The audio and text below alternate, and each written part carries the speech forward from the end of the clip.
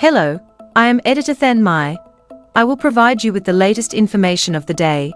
Detroit detective dug deep for long-buried answers to missing person cases. Christina Morris never knew what happened to her father. He disappeared in 1995 when her mother was 5 months pregnant with her.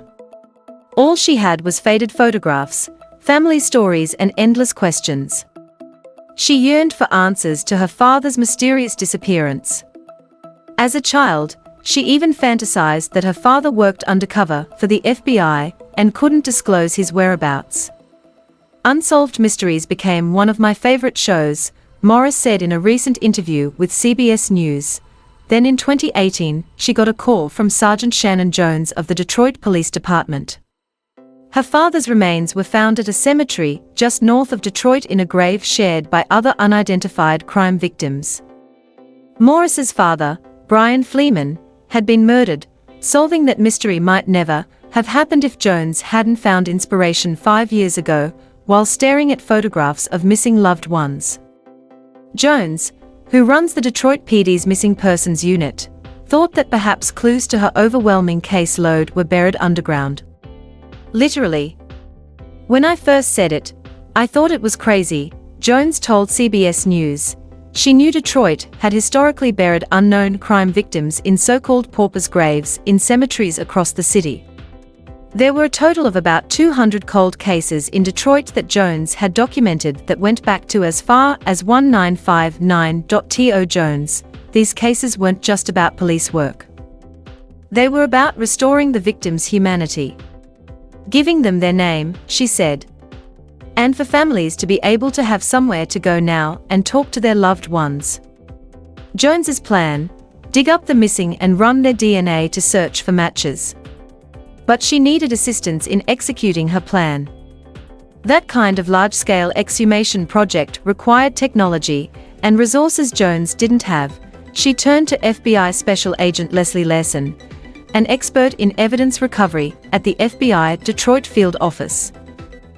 My first thought was, I'm all in, let's get organized and let's go dig, Larson told CBS News.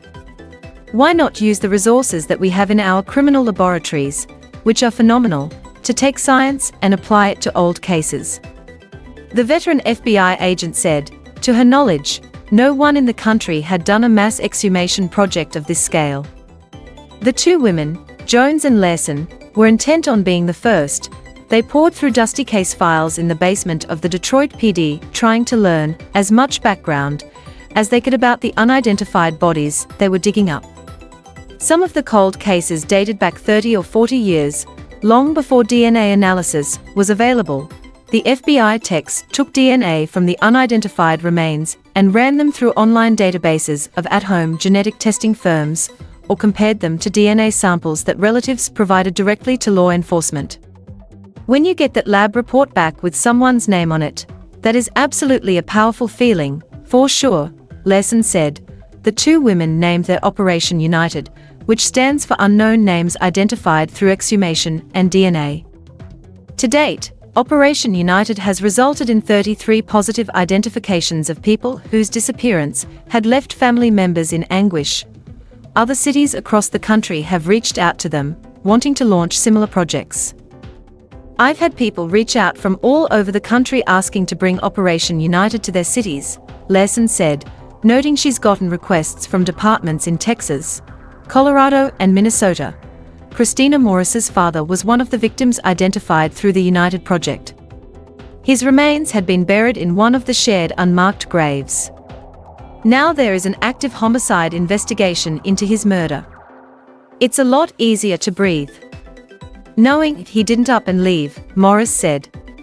She mourns his loss, but found solace that he had not abandoned their family. If it hadn't been for the work of a committed Detroit police sergeant, Morris said, I would have gone my whole life drowning in the unknown.